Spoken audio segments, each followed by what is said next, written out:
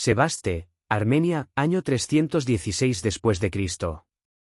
La primera luz pálida de la mañana apenas toca el horizonte, y las calles empedradas de la ciudad aún guardan el frío de la noche. En una esquina del mercado, una mujer grita desesperada.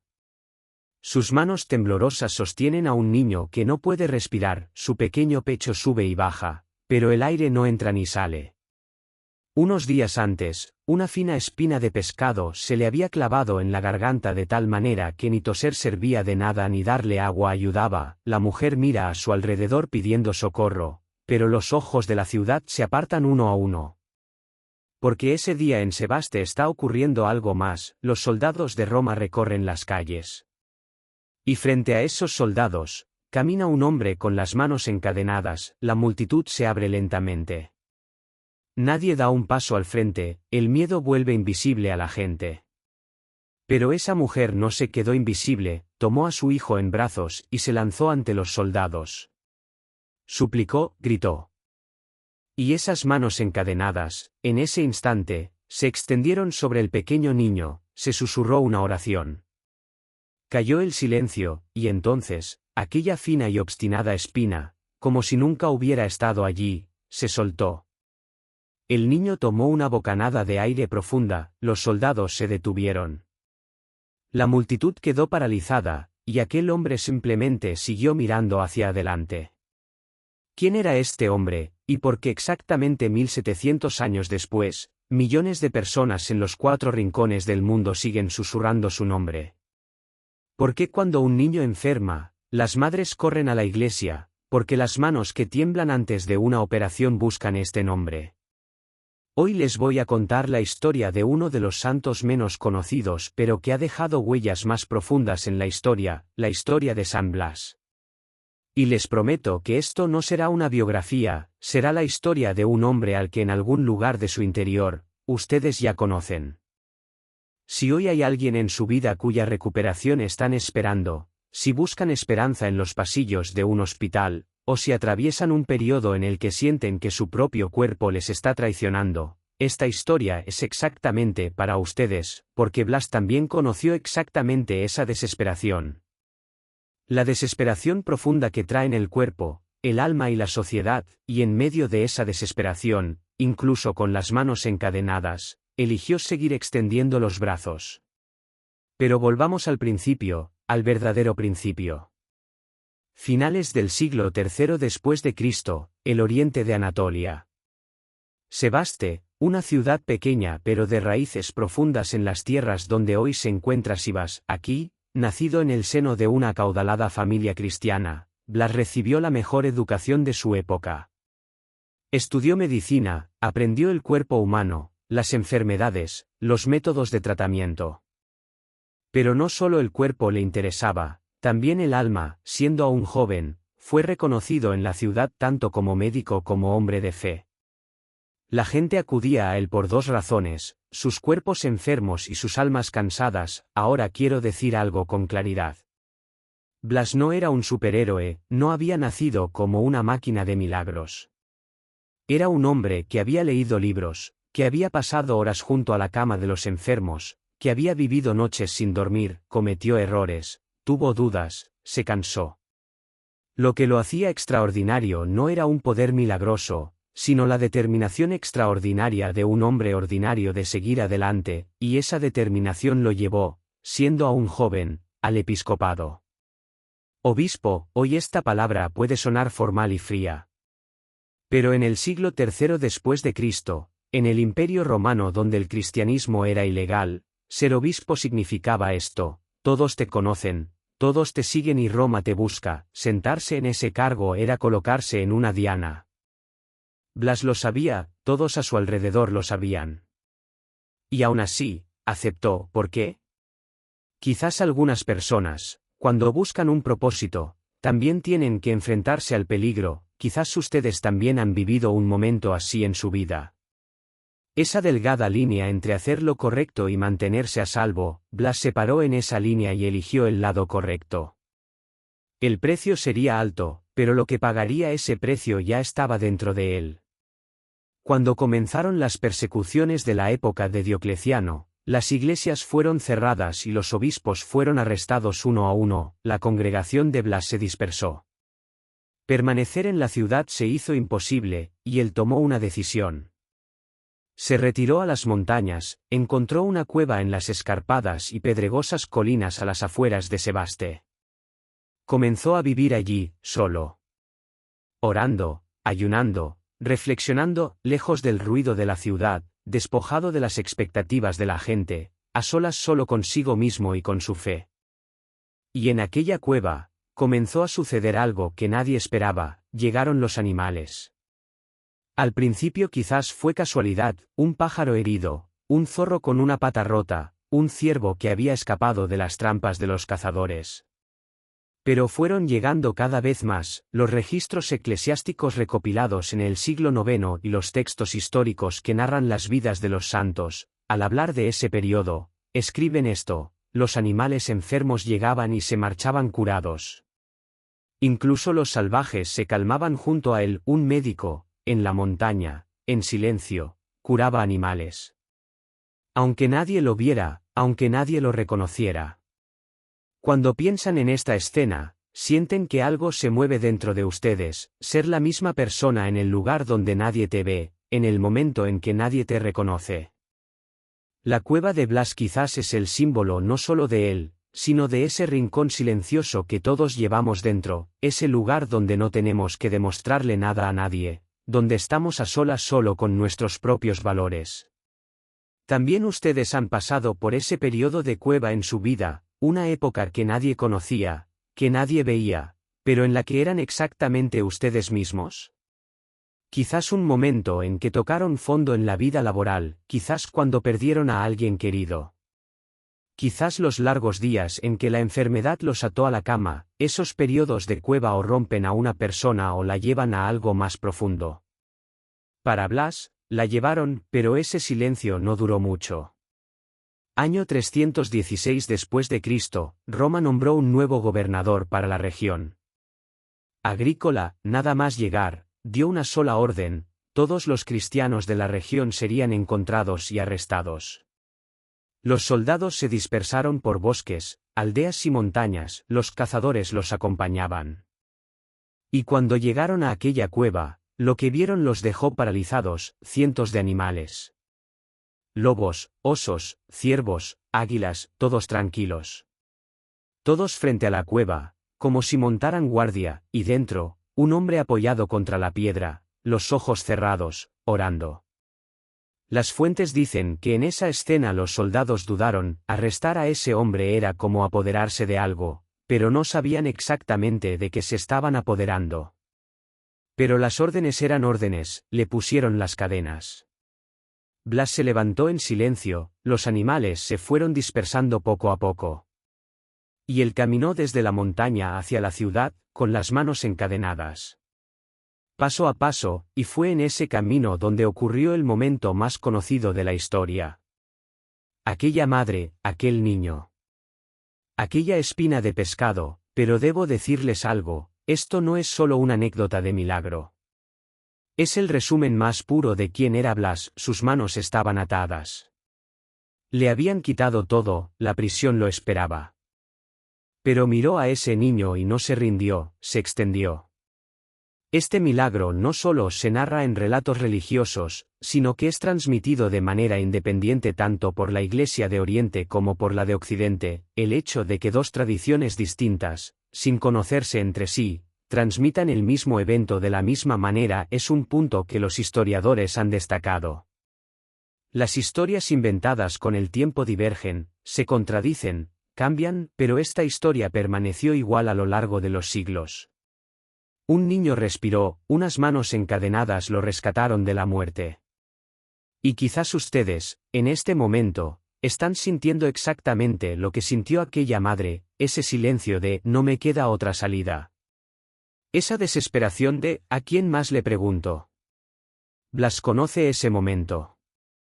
Y lo conoce junto con sus cadenas, la puerta de la prisión se cerró.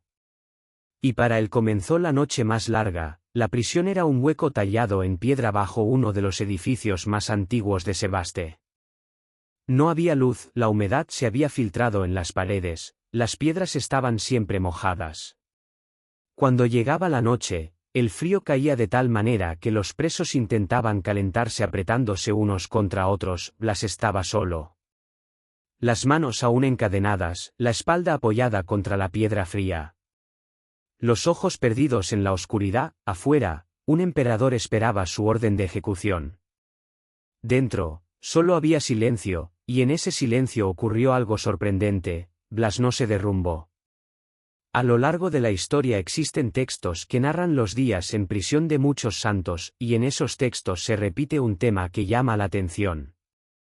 La prisión no los quebró, al contrario, los purificó del ruido exterior, de las expectativas de la gente, del peso de los títulos.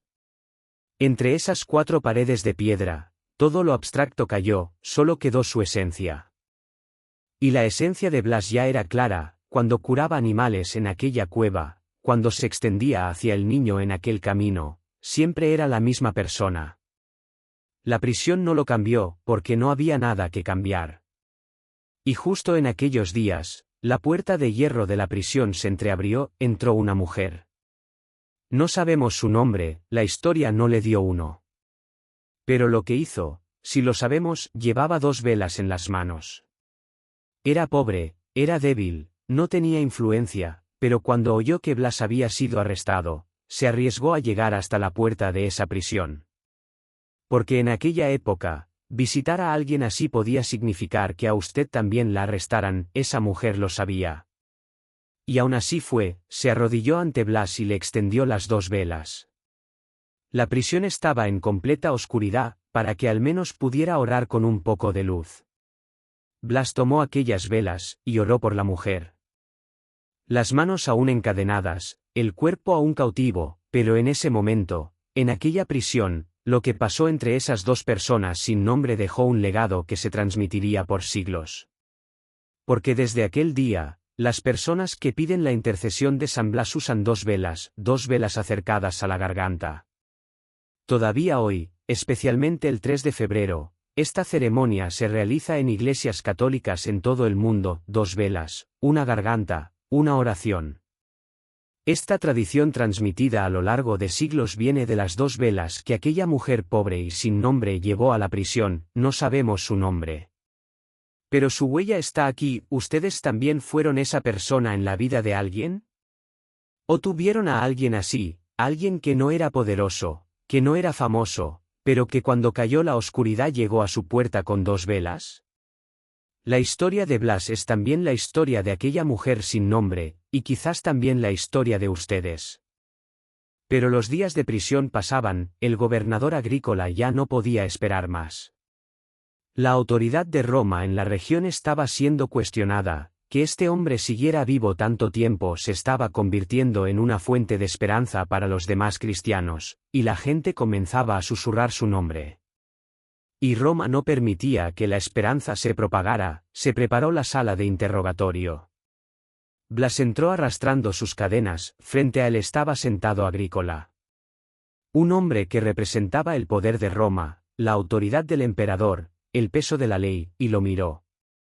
El gobernador habló: ofrece sacrificios a los dioses, serás liberado. Volverás a tu ciudad, tu pueblo te espera. La sala estaba en silencio.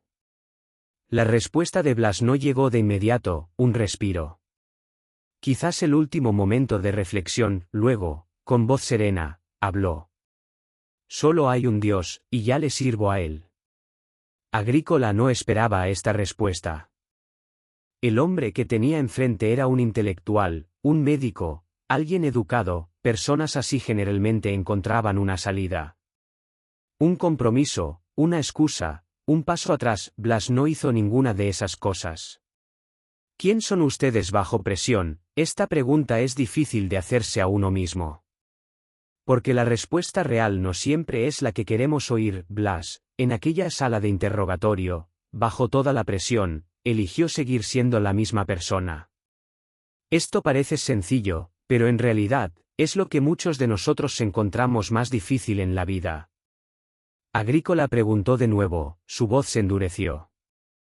Insinuó la tortura sin nombrarla, Blas siguió respondiendo. Y en cada respuesta ocurría algo extraño, en aquella sala de interrogatorio, a pesar de estar encadenado y cautivo, el equilibrio de poder no era en absoluto lo que parecía, quien hablaba era Agrícola, pero el que parecía estar a la defensiva era él. La presión revela quiénes son, todos lo sabemos.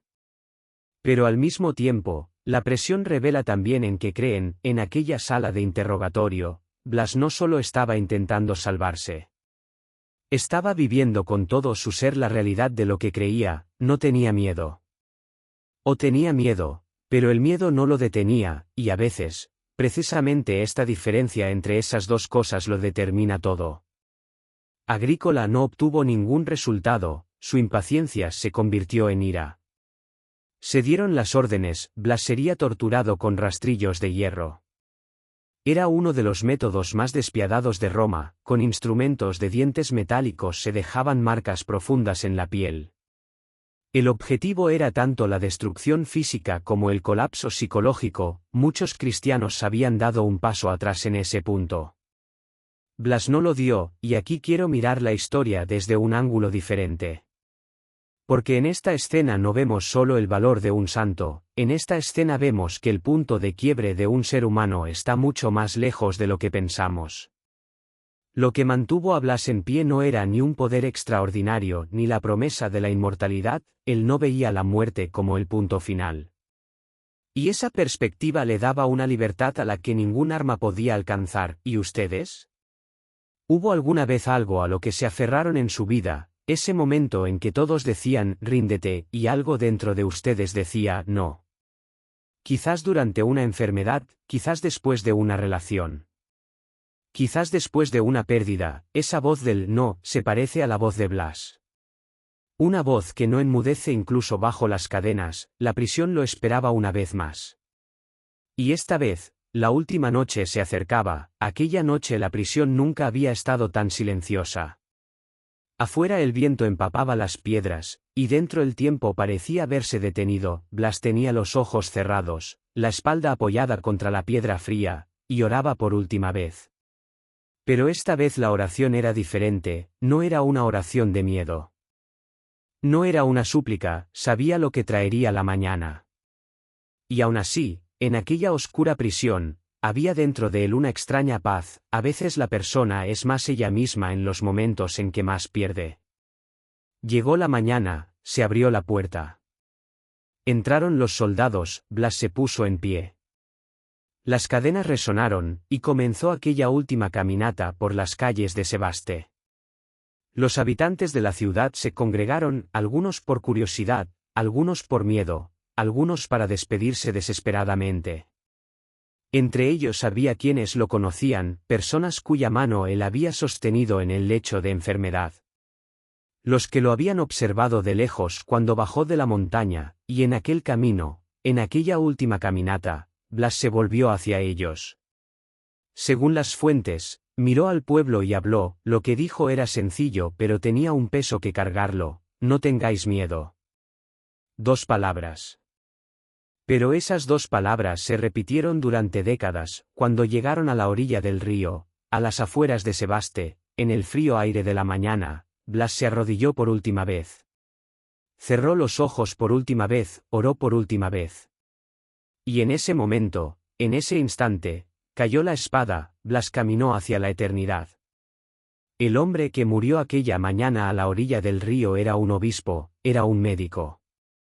Era un ermitaño de las montañas, un doctor de animales, un prisionero, pero sobre todo era esto, un hombre al que le habían quitado todo lo que tenía y que aún así había seguido dando. El que se extendía estando encadenado, el que sostenía la luz estando en la oscuridad. El que incluso caminando hacia la muerte decía, no tengáis miedo. Y lo que cayó al suelo aquel día a la orilla del río, no se quedó allí, porque algunas historias no terminan. Algunas voces no se callan, algunas manos, aunque pasen los siglos, siguen extendiéndose. Tras la muerte de Blas, la comunidad cristiana no lo olvidó, al contrario, comenzó a llevar su nombre. Las historias de sanación se propagaron, los que encontraron cura para enfermedades de garganta escribieron su nombre en sus cartas, lo grabaron en las paredes de las iglesias. En el siglo IV después de Cristo, la Iglesia de Oriente lo incluyó en la lista de santos. En el siglo IX, la Iglesia de Occidente dio el mismo paso. Y en los periodos más oscuros de la Edad Media, en aquellos siglos en que la peste, el hambre y la guerra se extendían por todas partes, Blas se incorporó a los 14 santos auxiliadores. Para entrar en esa lista no basta con la leyenda. Esa lista es un resumen de lo que el pueblo ha atestiguado durante siglos. La gente se dirigió a él en la enfermedad, en la escasez, en la desesperación. Y algo ocurrió. La historia no siempre puede registrar exactamente qué ocurrió. Pero registra que la gente regresó, que volvió una y otra vez, que les enseñó este nombre a sus hijos. ¿Y hoy? ¿Qué significa todo esto hoy? Cada año, el 3 de febrero, las iglesias de todo el mundo se llenan hasta los topes. En Roma, en Estambul, en Manila, en Buenos Aires, en Lagos, diferentes idiomas, diferentes rostros, diferentes historias. Pero todos vienen por lo mismo, 2 velas. Una garganta, una oración. El legado de las 2 velas que aquella mujer sin nombre llevó a la prisión vive hoy en manos de millones de personas. Piensen en esto un momento. Una mujer cuyo nombre no conocemos, tomó 2 velas y entró en la oscuridad, y ese gesto, ese pequeño, ordinario e invisible gesto, sigue resonando 1700 años después. Los pequeños gestos de su vida también lo hacen, la bondad que nadie ve. El sacrificio que nadie conoce, la paciencia que nadie reconoce. Estas cosas no desaparecen, en algún lugar, de algún modo, en algún momento, resuenan. Pero ahora quiero preguntarles algo más. ¿Qué sintieron dentro mientras escuchaban la historia de Blas? Quizás les vino un nombre a la mente, quizás un rostro. Quizás miraron sus propias manos y pensaron, ¿podré extenderme yo también así? ¿Podré aferrarme yo también así? El milagro de Blas no terminó con la espina de pescado, el milagro de Blas sigue sucediendo. Cada vez que una madre ora junto a la cama de su hijo enfermo, cada vez que un paciente cierra los ojos antes de entrar al quirófano. Cada vez que una persona se arrodilla diciendo, no me queda otra salida.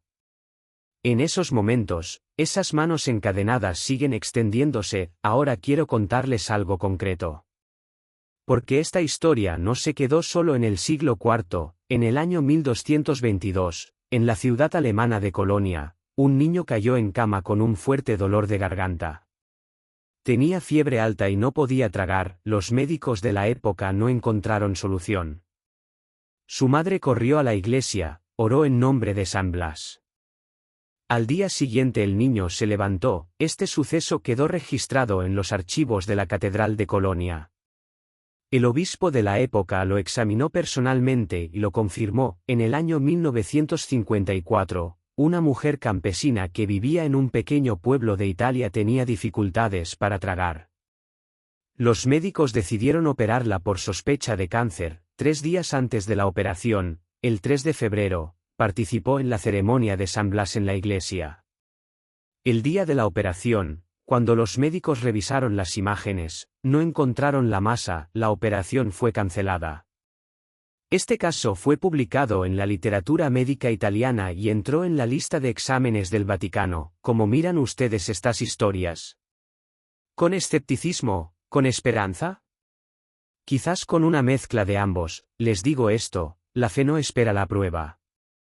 Pero la prueba profundiza la fe, y llamar coincidencia a un legado transmitido durante 1700 años, en geografías tan distintas, en culturas tan diferentes, de manera tan coherente, sería hacer un insulto a la historia misma. Blas fue real, vivió. Amó, sanó, resistió, y murió. Pero lo que dejó tras su muerte vivió mucho más que un cuerpo biológico. Él tocó la necesidad más profunda de la humanidad, esa esperanza de que incluso en medio de la desesperación, una mano se extenderá. El nombre de Blas, a lo largo de los siglos, no se limitó solo a las enfermedades de garganta, también es conocido como protector de los animales. Los veterinarios, los agricultores, las personas que trabajan con sus animales llevan su nombre, porque en aquella cueva, en aquella montaña, en aquel silencio, no solo abrazó a los seres humanos, sino a cada ser vivo herido y abandonado. Y eso nos dice algo más: Blas apareció no en los grandes escenarios, sino en los pequeños momentos. Los grandes héroes de la historia hablan en las plazas, dirigen ejércitos, fundan imperios. Blas, en cambio, vendó con paciencia el ala de un pájaro herido. Cuidó a un zorro con una pata rota, sanó a un ciervo enfermo. Y luego, con las mismas manos, sacó la espina de la garganta de un niño, las mismas manos. La misma atención, el mismo amor. ¿Se han dado cuenta alguna vez? La mayoría de las personas que hacen grandes sacrificios son personas que en realidad han entrenado en las pequeñas cosas. Personas que en los momentos que nadie ve, en los lugares que nadie reconoce, han dado cada día un paso más en la misma dirección. La cueva de Blas fue el campo de entrenamiento para su gran martirio. Lo que aprendió allí fue lo que al final también lo mantuvo en pie bajo las cadenas, y ahora quiero preguntarles, ¿dónde está su cueva? Ese lugar que nadie ve, que nadie conoce, pero en el que cada día intentan ser un poco mejores, quizás la noche que pasaron junto a un enfermo. Quizás una bondad que nadie notó, quizás una paciencia que cargan en silencio. Esos periodos de cueva no son en vano, la cueva de Blas no fue en vano. En el año 316 después de Cristo, en Sebaste, murió un hombre. El Imperio Romano, en cambio, se mantenía en pie. Tenía ejércitos, tenía leyes, tenía poder, y ese poder utilizó todos sus medios para silenciar a un hombre encadenado. Lo logró. Hoy, 2000 años después, el Imperio Romano no existe. Pero el nombre de Blas sigue vivo, cada año millones de personas lo recuerdan. Cada 3 de febrero las iglesias se llenan hasta los topes, cada enfermo, cada madre, cada persona desesperada susurra ese nombre. El poder se agota con el tiempo, pero el amor crece con el tiempo. Después de la muerte de Blas, los cristianos que vivían en Sebaste hicieron algo: lo enterraron. Pero no se limitaron a enterrarlo, se reunieron alrededor de aquella tumba. Oraron, y aquella tierra se convirtió con el tiempo en un lugar de peregrinación. La gente empezó a venir allí, desde ciudades lejanas, desde aldeas lejanas. Los enfermos, los desesperados, los que buscaban el último recurso, una tumba se convirtió con el tiempo en una puerta de esperanza. ¿No es esto fascinante? Blas sanaba a la gente mientras vivía. Después de su muerte, la gente seguía acudiendo a él, como si la muerte no hubiera cortado ese vínculo. Como si esas manos siguieran extendiéndose incluso desde bajo la piedra. En el cristianismo esto se llama intercesión. La creencia de que los santos oran por nosotros ante Dios. Pero más allá de un concepto teológico, esto apunta a una de las necesidades más arraigadas de la humanidad, esa profunda necesidad de saber que alguien que nos quiere de verdad está esforzándose por nosotros incluso cuando no somos conscientes de ello. Quizás su madre está orando por ustedes sin que lo sepan. Quizás alguien a quien perdieron hace mucho tiempo, en algún lugar, de algún modo, sigue deseando su bienestar. La historia de Blas nos dice esto: el amor no está limitado por las fronteras del cuerpo. El amor no está limitado por las fronteras del tiempo, y quizás por eso, 1700 años después, pronunciar ese nombre sigue significando algo.